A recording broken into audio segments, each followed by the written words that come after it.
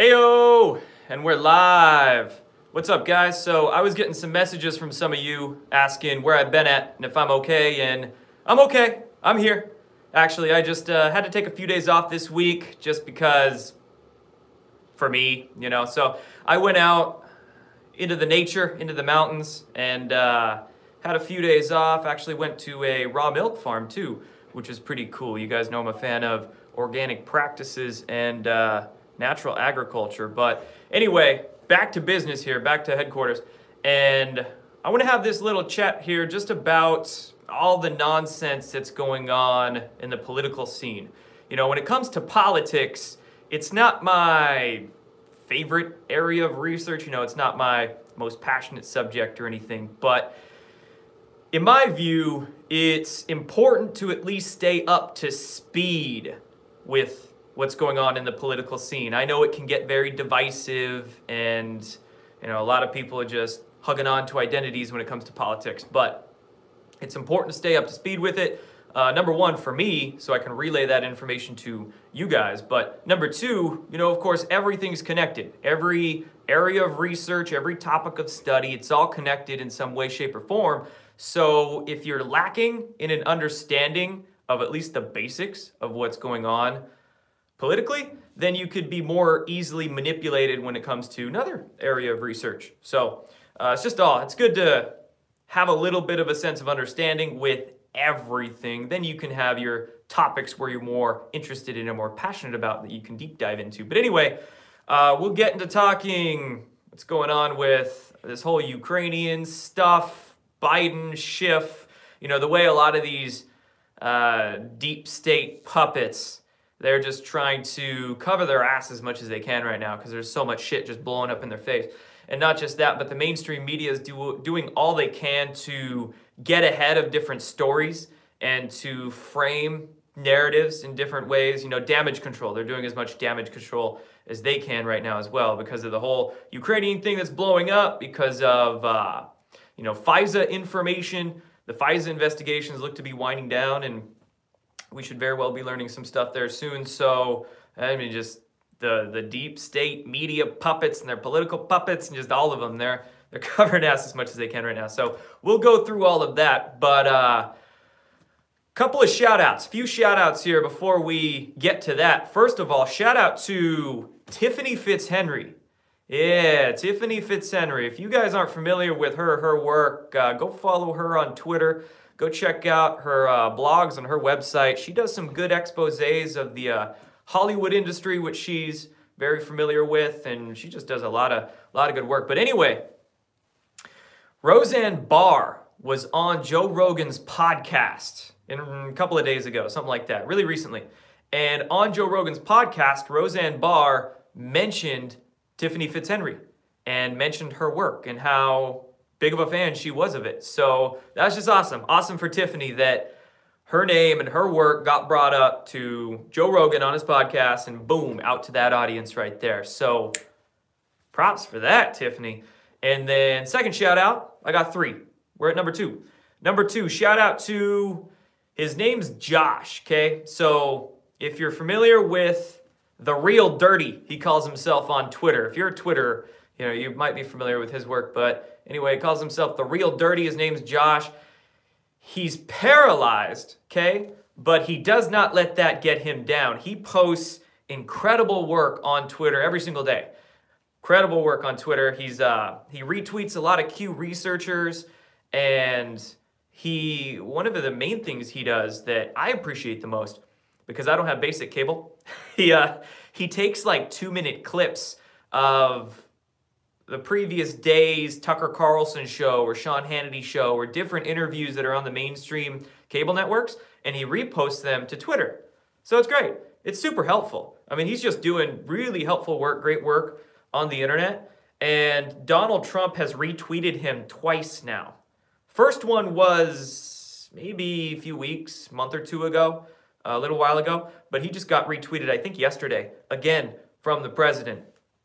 President Trump just retweeting like a Fox News clip that I think Josh tweeted. So props to him too, man, props to him too. The word is getting spread out. It's getting more and more into the mainstream audiences. You know, like Q has said, we're the news now. We are the news now. If you want to go by definition of mainstream, like, yeah, we could call the mainstream media, but you can call them the legacy media, the deep state corporate propaganda, whatever you want. If we're going to go by the technical definition of mainstream, which whoever's getting listened to the most, whoever's getting clicked on the most on the internet, we're mainstream, man. These videos, these articles that a lot of people do, a lot of these independent investigators and Q researchers and whatnot, they get more clicks, they get more views than the lamestream media, than CNN articles and Forbes articles even, oftentimes.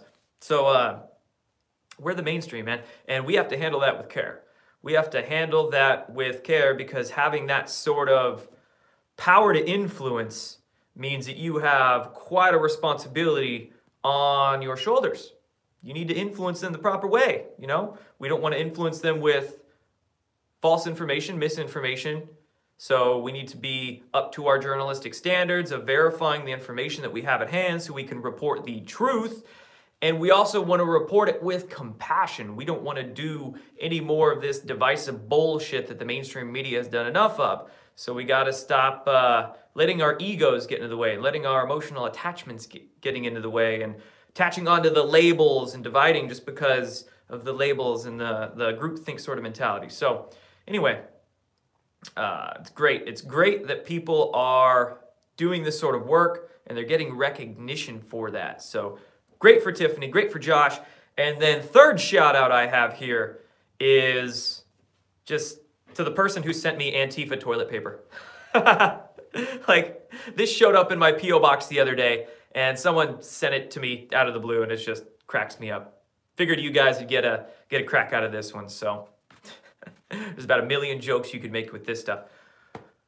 Like, unlike Antifa, toilet paper at least serves a helpful benefit to society, right? But anyway, cracks me up.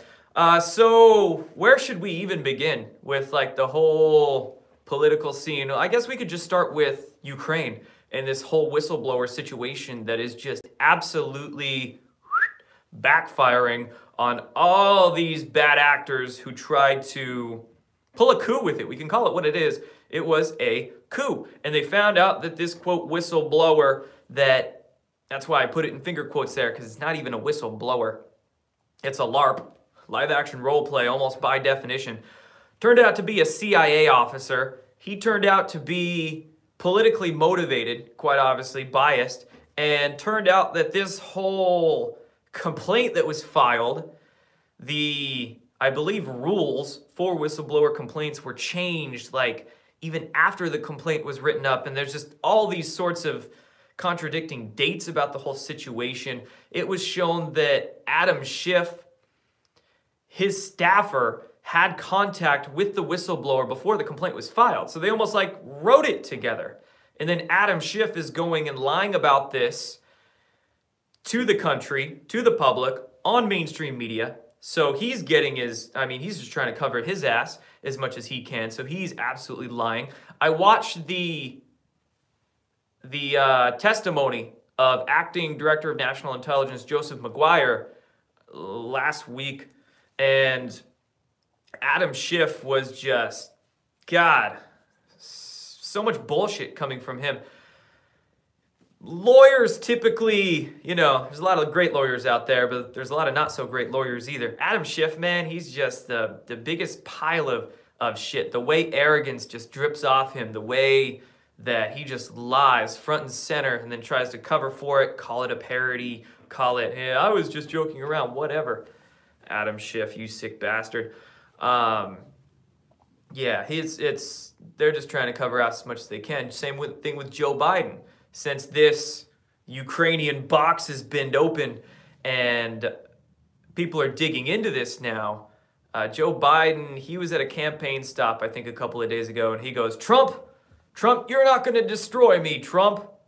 Well, Donald Trump doesn't have to destroy you, dude. The truth is destroying you. And in fact, you and all your pals, they're destroying themselves. That is classic sociopathic narcissistic talk. Right? They project all the time. They project. They point the finger and accuse others of exactly what they're doing themselves. So Joe Biden is projecting, saying, you can't destroy me, Trump. He's destroying himself with all this stuff. It's all choices, man. It's all choices. If he would have just chosen better a few years ago, chosen some, actually made some moral choices and some positive ones, he wouldn't be in this shit right now. So he's covering his ass. Hillary Clinton's even trying to cover Joe Biden's ass. I saw an interview Hillary Clinton did with some magazine in recent days, and she was telling everybody to just get over the controversy about Joe Biden and how he treats women and young girls. Just get over it, Hillary Clinton was saying. God, these people are sick, aren't they? They're all trying to cover for each other. They're all trying to cover for themselves. Hillary Clinton's been rolled out everywhere. Not just that magazine interview, but she's been on late night talk shows. She's been on, I think, Stephen Colbert, which, of course, when you look at Colbert's connections to John Podesta and them, it's like, oh, you know, two peas in a pod right there. They're just a bunch of friends. So she's getting rolling around everywhere, and she's, gosh, again, projecting, trying to accuse Trump of doing some sort of, thank you, John, for the super chat, my friend.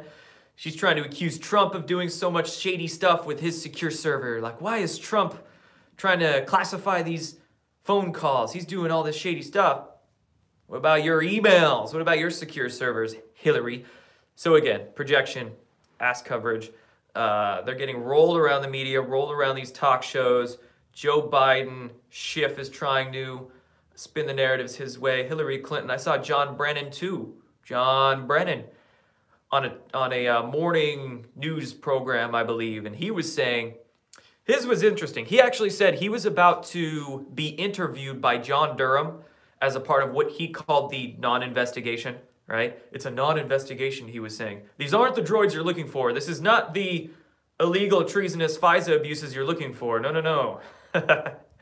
Your CIA mind tricks aren't going to work. So he was on this morning talk show, and he said he was about to be interviewed by John Durham. So this is interesting because, well, John Brennan's admitting he's about to be interviewed. And if John Brennan's about to be interviewed, well, he was the ex-director of the CIA.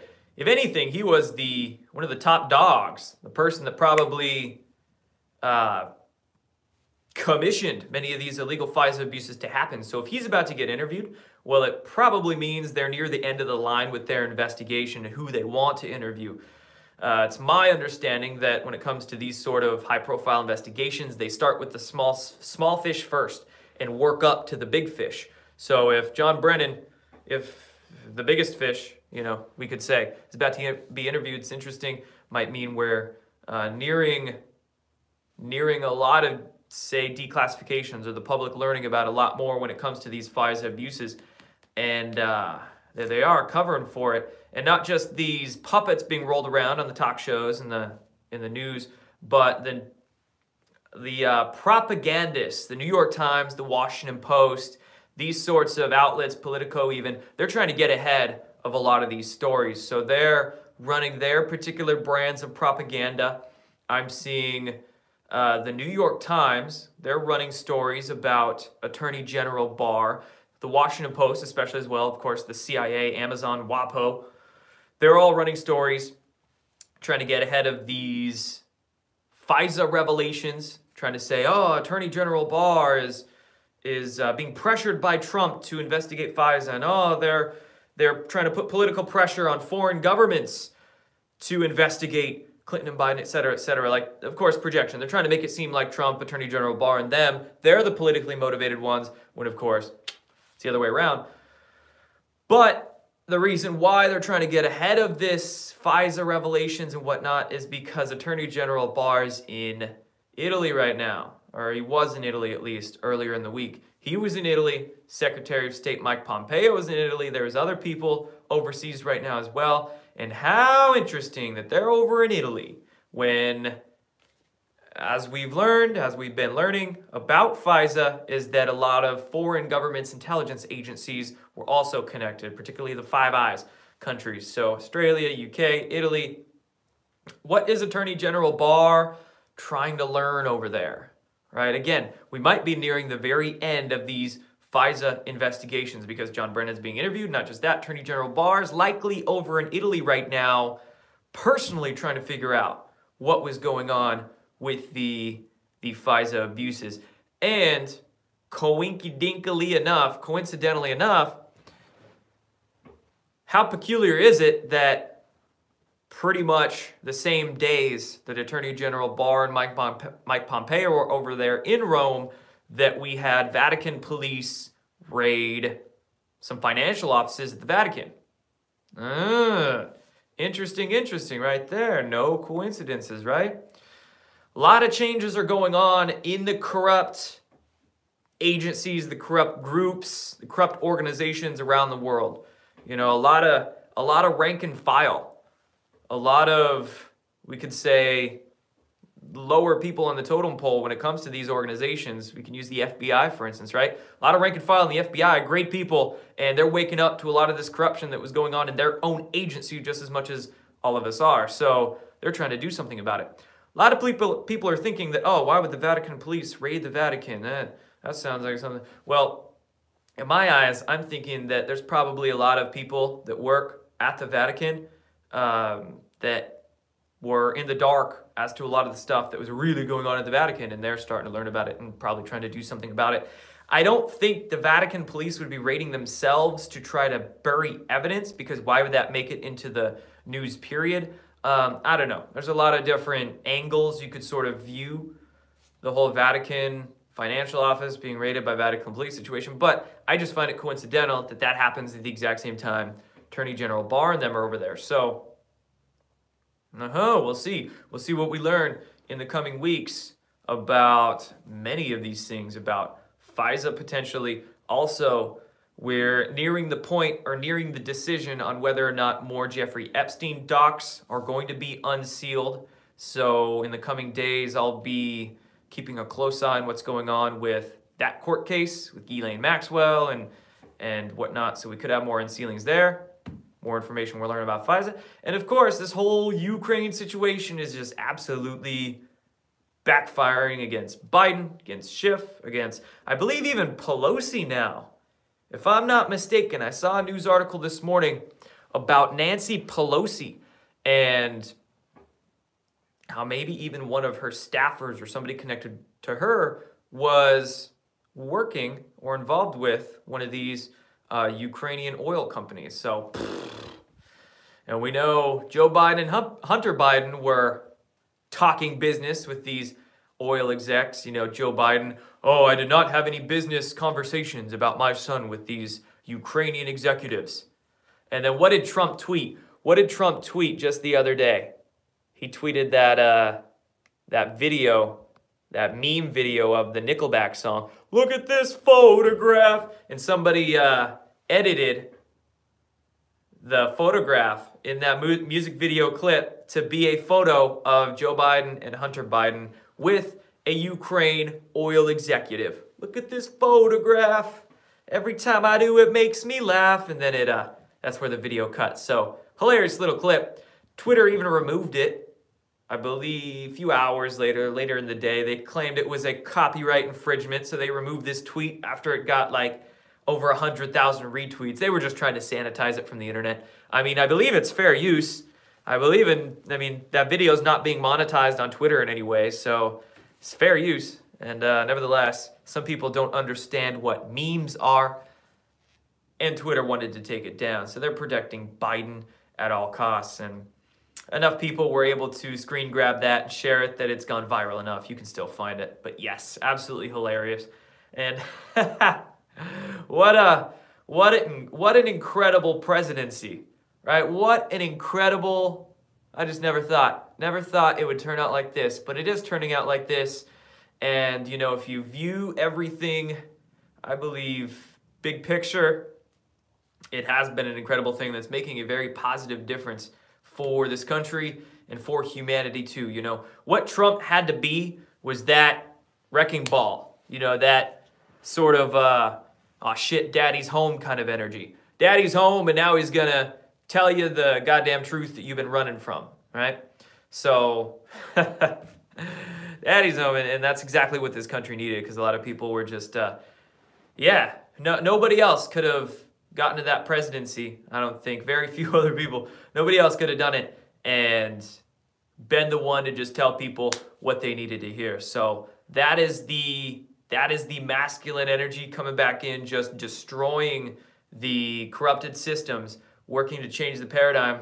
And then, you know, after this next term, which I'm sure will happen for Donald Trump, you know, come 2024, come a few years from now, then we'll have different presidents in there with different energies to then build things back up after we get all these systems destroyed. So there's incredible times we live in, man. Incredible times.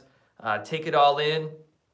I know a lot of us are waiting for these arrests and waiting for big things to pop off, but you know, there's a lot to prepare for. A lot to prepare for when it comes to that. Just try to view, again, everything big picture, objectively as you can, unbiasedly as you can.